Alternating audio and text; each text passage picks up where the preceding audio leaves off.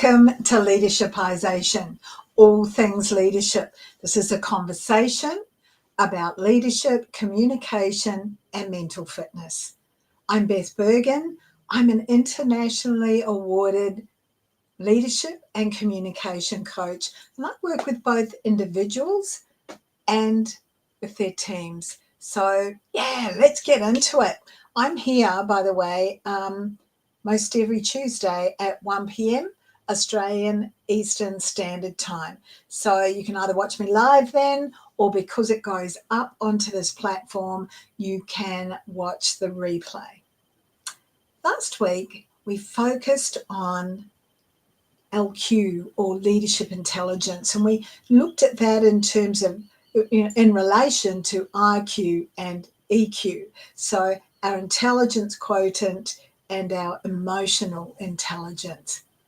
And what we learned last week, and this is kind of bringing together a number of the things that we've been talking about, but what we learned is that it's all about being flexible enough and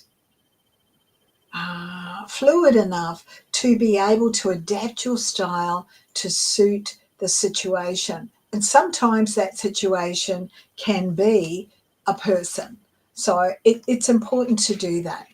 One of the biggest issues that I find that my coaching clients present with is, how do I deal with tough conversations? How do I manage those tough conversations that I need to have at some stage? Now, those tough conversations might be with your peers, they might be with your superiors, or they might be with those that you're managing, or other people in your life or in your community. Yeah. So I wanted to start first by looking at what I think are three overarching aspects of managing tough conversations. The first one is that you need to have some clarity. You need to have clarity. And you actually need to have clarity about a number of things, some of which we'll talk about later. The first thing that I believe that you must have clarity about is how you're going to show up. How are you going to show up? What role are you taking in this conversation? So some of the prep that we'll have a look at in a moment will help to inform this clarity. But be aware how you show up is something that's really important in every single conversation, but doubly important in a tough conversation. That's the first one. The second thing is, I want you to have control. I want you to have control of your own emotions. And that means that you need to have, or what will flow out from that is control of the situation. So having that control of your emotions is vital. Now, if you can't control your emotions, then what can you do to control the situation? Are there others you can call on? Are there other things that you can do? And the third overarching factor in managing tough conversations is confidence. Have some confidence in you. Be prepared to back yourself. Be prepared to back the fact that I'm going to work this situation out. However difficult it is, I'm going to work it out. So, with those three things in mind, let's get moving. The first thing and the vital thing for you to do is to work out, what is your outcome? What is the outcome that you want? What is your intention in having the tough conversation is another way of putting that. And if you can work out what that intention is, what the outcome is that you want, then that will allow you to plan the key parts of the conversation. One of the most difficult things in tough conversations is that we get off track. So I'm always talking to my coaching clients about what's your outcome? What's your intention? Let's start planning the key parts of the conversation.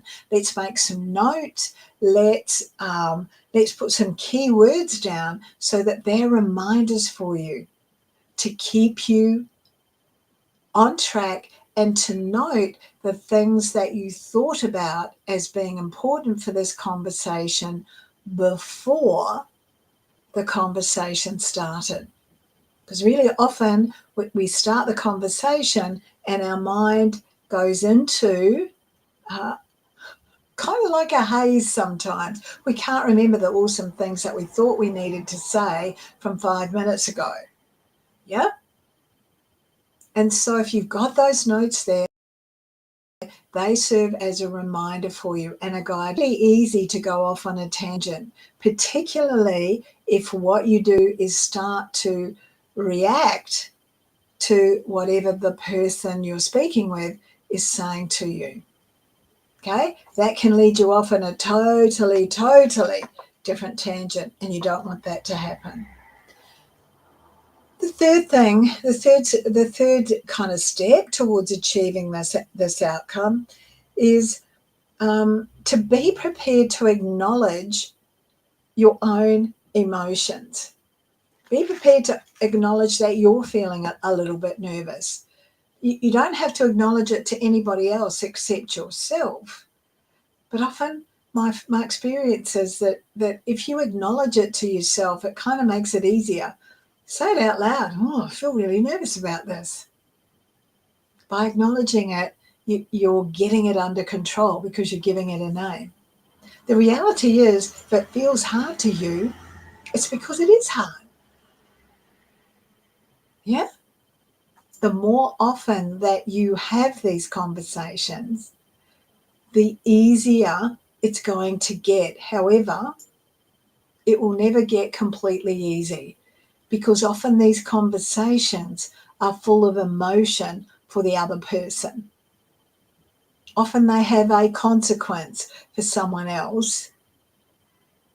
And as a leader, I would expect you to feel compassionate about what's going on in that other person's life. Yeah? Next thing for you to think about is this. What are the logistics? Where are you going to have this conversation? And when are you going to have this conversation? Because those two things are vital. What's the environment that you're choosing to have it in? Is there some privacy around it? Are you having a really difficult conversation on a Friday so that they've got time over the weekend to reflect on it? Are you having this conversation at the beginning, at the end, or in the middle of the day? Like let's kind of work it out. Let's work out where and when and add that to your little plan. And then you've checked it out. It's not being used by someone else. And you're going to have some privacy to have the conversation. A really awesome technique when you're having a tough conversation is to share your observations. Now, what you do is you say, is it okay if I share some observations with you? And you're asking their permission. Most everyone will say, oh yeah, okay. Now, when you're sharing observations, what that means is that you're taking the emotion out of it. You're not blaming. You're not saying, I saw you doing this. You're just saying, here are my observations. I've noticed you walking past my office to go to the coffee bar, up to 10 times a day. I'm wondering how much time that's using up. Share your observations. One of the things that I'm observing is that everyone seems to be really slow to arrive to the meeting. And when you're leading the meeting, you wait for them all to get there, which means that we don't start for 15 minutes. Oh, and everyone keeps getting later and later. That's your observation. Because we don't start for 15 minutes, that probably wasn't the best example because it sounded a little bit blaming to me, so I can't take it back. So, yeah, please make sure that in sharing observations, you're not youing someone, because that's the same as blaming. The next one is to have a run-through practice. Manage it yourself. Be thinking, what do I need this to look like? What do I need this to sound like? What are the key points that I want to get through? And that will help you with your planning. Make sure that you use and observe and enjoy the power of the pause. Pause to give people time to think. Sometimes when we're nervous, we talk too fast. So make sure that you're pausing and giving people time to process or time to respond, particularly if you've asked them a question yourself. Bearing in mind the 3 things that I talked about earlier, which are clarity, who you're going to turn up as and what you want your outcome to be, control, and confidence. Manage your own expectations. Manage your own expectations in this and control the things that you can control. You can't control how other people are going to respond. You can't control how they're going to hear what it is that you're saying to them. Can't control that at all. You can only control the things that you can control. Now, because we're never quite sure how other people are going to respond to us, one of the things that we often do as leaders, and this is just as relevant for business owners as it is for team leaders or department leaders or section heads or whatever your title might be, we get into this justification cycle. And we feel that what we have to do is justify the decisions that we're making. I'm happy for you to provide an explanation, and I would really encourage you to provide an explanation. But it shouldn't be a long-winded one, and neither should it be a long justification about, oh yeah, well, we've had to do a whole lot of budget cuts and I'm really sorry about this. What that will do is move you into a position where you're actually weakened as a leader. And it will add to your nerves. It will make the whole thing more nerve-wracking than it needs to be. It will potentially give the other person some kind of hope that you are just kind of raising this as a little bit of an issue. And it will absolutely weaken your message. So no justification. It's interesting because tough conversations are never actually going to get easy. They will get easier, and there's likely to be a few less nerves.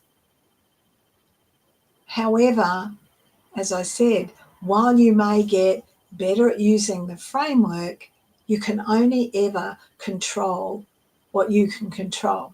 So while you might have clarity about how you're going to turn up, while you might have confidence in the framework that you're using because you've used it before and it's worked really well for you, and while you may be awesome at controlling what you can control, they're never, ever really going to get awfully easy.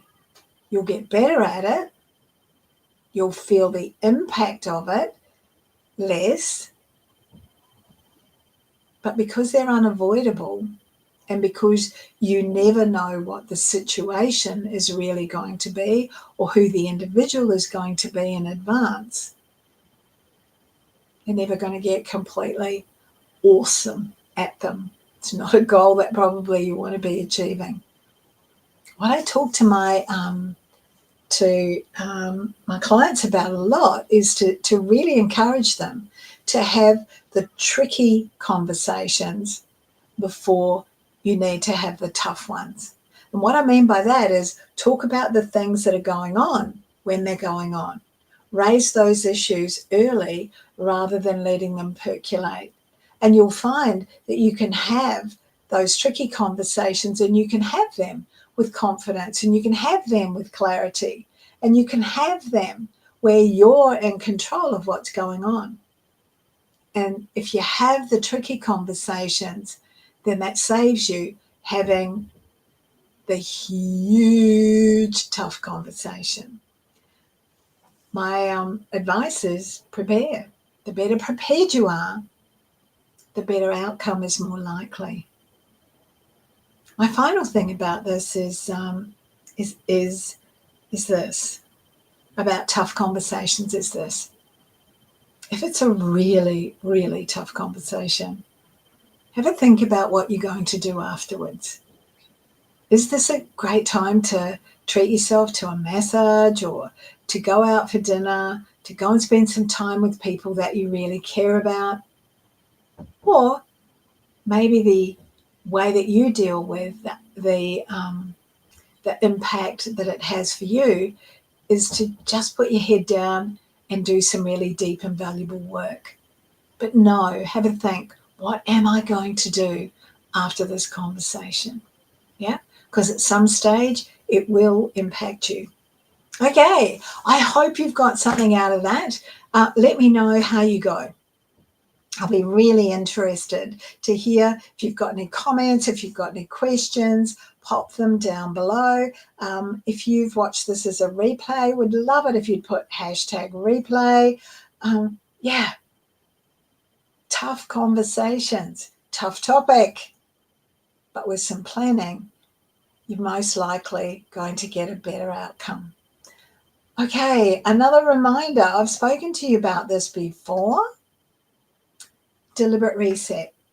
Deliberate reset. I'm taking applications now for the next intake. The applications are by interview only.